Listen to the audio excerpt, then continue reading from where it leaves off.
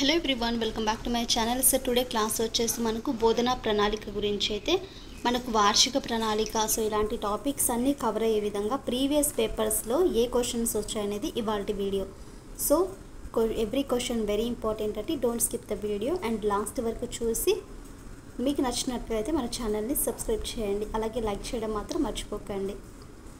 So తక్కువ టైంలో ఎక్కువగా ఇన్ఫర్మేషన్ అనేది మీకు వీడియోస్ ద్వారా అయితే నేను అవి మనకు చేస్తున్నానండి. సో ఇంత డిఫికల్ట్ సిచ్యువేషన్లో కూడా మీ అందరి కోసం వీడియో అనేది చేస్తున్నాను. సో మీ నుండి ఎక్స్పెక్ట్ చేసేది లైక్ చేయండి, అలాగే షేర్ చేసి సబ్స్క్రైబ్ చేయండి. సో యాక్చువల్గా దీనిలో మనకు 10 క్వశ్చన్స్ ఇచ్చారండి. సో ఈ 10 క్వశ్చన్స్ ఏంటో అవి ఏంటో చూద్దాం. ఫస్ట్ క్వశ్చన్ చూడండి. పాఠ్య పథకాన్ని తయారు చేయడంలో మొదటి సోపానము డిఎస్సి 2001లో ఇచ్చారండి. బిట్ అయితే మనకు పాఠ్య పథకాన్ని తయారు చేయడంలో మొదటి సోపానము. సో లక్ష్యాలను రూపొందించడము, సెకండ్ ఆప్షన్ లక్ష్యాలను రూపొందించడము. నెక్స్ట్ కుదించిన బోధన ఉద్యమము అని దీనికి పేరు. కుదించిన బోధన ఉద్యమం అని దీనికి పేరు.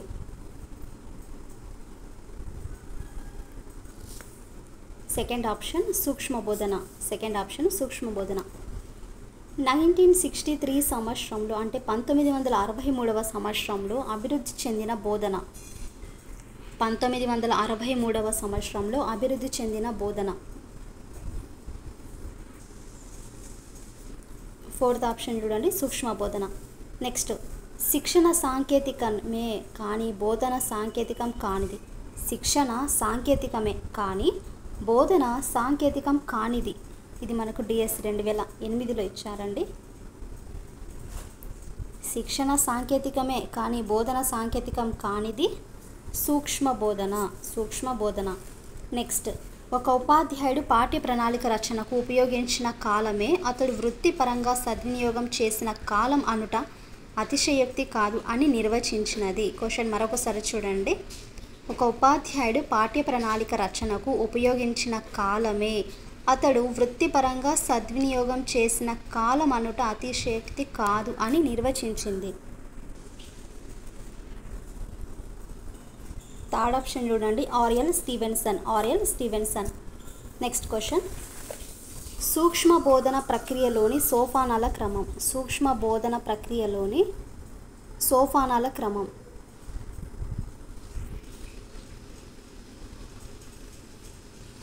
సో థర్డ్ ఆప్షన్ చూడండి, అయోజనము, బోధించుట, పరిపుష్టి, పునఃయోజన, పునఃబోధన, పునఃపరిపుష్టి. ఇవన్నీ కూడా సూక్ష్మ బోధన ప్రక్రియలోని సోపానాల క్రమం.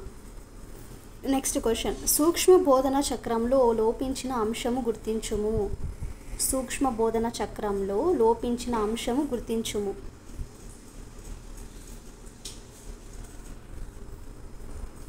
సెకండ్ ఆప్షన్ పునఃయోజన. పునఃయోజన. Next question. సూక్ష్మ బోధన లక్షణం కానిది.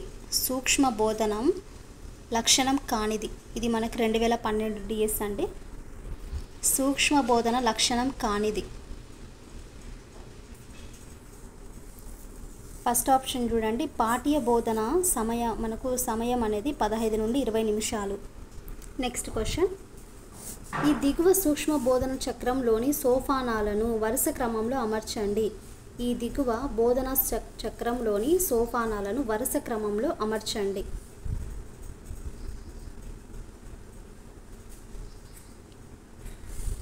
సెకండ్ ఆప్షన్ ప్రతిపుష్టి. ప్రతిపుష్టి. Next question. ఇది పాఠ్య పథక లక్షణములలో ఒకటి కానిది. ఇది పాఠ్య పథక లక్షణములలో ఒకటి కానిది.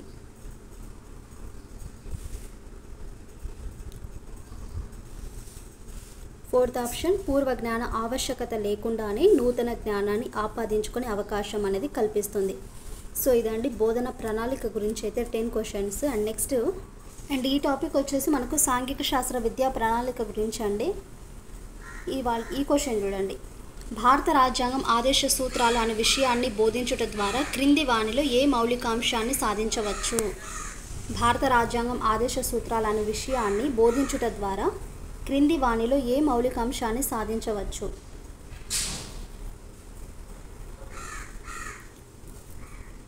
ఫోర్త్ ఆప్షన్ స్త్రీ పురుష సమానత్వము. సో మార్నింగ్ టైం కాబట్టి కొంచెం డిస్టర్బెన్స్ ఉంటుందండి. Next question. దర్శనీయ ప్రదేశాలు అనే పాఠ్యాంశ బోధనకు గాను ఒక ఉపాధ్యాయుడు 1000 స్తంభాల గుడి, వరంగల్ కోటలను విద్యార్థులకు మనకు దర్శింపజేశాడు. సో అతడు చూపించిన ఈ దర్శనీయ స్థలాలు ఈ రకమైన సామాజిక వనరులకు చెందుతాయి. దర్శనీయ ప్రదేశాలకి ఉపాధ్యాయుడు విద్యార్థులకి తీసుకెళ్లాడండి. సో అతను చూపించిన ఈ దర్శనీయ స్థలాలు ఈ రకమైన సామాజిక వనరులకు చెందుతాయి. అబ్సల్యూట్లీ కరెక్ట్ కదా. సో మనకు 1000 స్తంభాల గుడి, అలాగే వరంగల్ కోట ఇవన్నీ కూడా చారిత్రకు సంబంధించినవి కాబట్టి చారిత్రక విలువ గల వనరులు. నెక్స్ట్ క్వశ్చన్, బ్యాంకు మరియు బాలభవన్ అనునవి ఈ రకమైన వనరులకు ఉదాహరణ. బ్యాంకు మరియు బాలభవన్ అనునవి ఈ రకమైన వనరులకు ఉదాహరణ.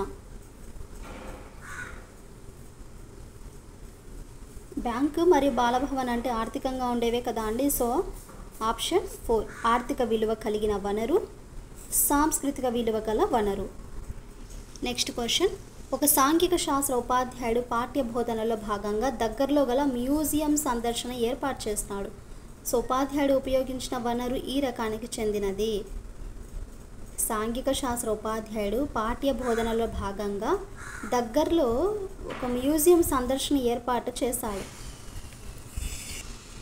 ఫస్ట్ ఆప్షన్ చూడండి, చారిత్రక వనరు. నెక్స్ట్ వన్, క్రింది వానిలో ప్రాచీన సంస్కృతిని గూర్చిన అవగాహన కలిగించినది ఏది. క్రింది వానిలో ప్రాచీన సంస్కృతికి గూర్చిన అవగాహనను కలిగించినది ఏది.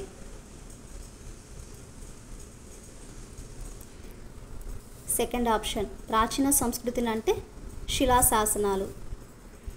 నెక్స్ట్ వన్, సాంఘిక అధ్యయనాల ఉపాధ్యాయుడికి కావలసిన ప్రత్యేక లక్షణము. సాంఘిక అధ్యయనాల ఉపాధ్యాయుడికి కావలసిన ప్రత్యేక లక్షణము.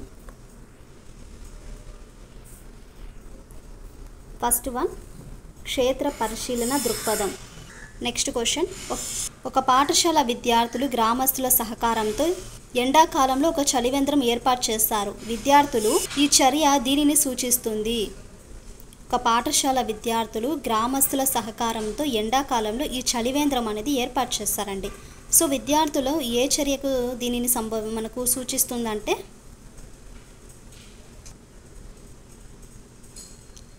సెకండ్ ఆప్షన్, పాఠశాల సమాజ భాగస్వామ్యము. సో ఇదండి 2 టాపిక్స్కి సంబంధించిన ప్రీవియస్ పేపర్స్ నుండి వచ్చిన క్వశ్చన్స్ ఇవన్నీ కూడా. సో ఈ ప్రతి క్వశ్చన్ కూడా మనకి ఇలాంటి సిచ్యువేషన్లో చాలా ఇంపార్టెంట్ అండి. ఏ క్వశ్చన్స్ కూడా మీరు వదిలేయకోకుండా మ్యాక్సిమం రివిజన్ చేయండి. సో ఇదండి ఈరోజు అయితే మనకు నెక్స్ట్ క్లాస్ కూడా మనకు సేమ్ యాజ్ యూజువల్ మూల్యాంకనం అనే టాపిక్ నుండి చేద్దాము. ఐ హోప్ మీకు క్లాస్ నచ్చిందనేసి అనుకుంటున్నానండి. క్లాస్ కన్నా నచ్చితే please to like and share, subscribe to my channel. అలాగే కంటిన్యూస్గా మన వీడియోస్ అనేవి వాచ్ చేస్తుండండి. ఇప్పటికీ నేను చాలా క్లాసెస్ అన్నీ చేస్తాను. ప్లేలిస్ట్లోకి వెళ్ళి మీరు నీట్గా అక్కడ ఉండే క్లాసెస్ అన్ని రివిజన్ కిందకి అయితే మీకు చాలా యూజ్ అవుతాయండి.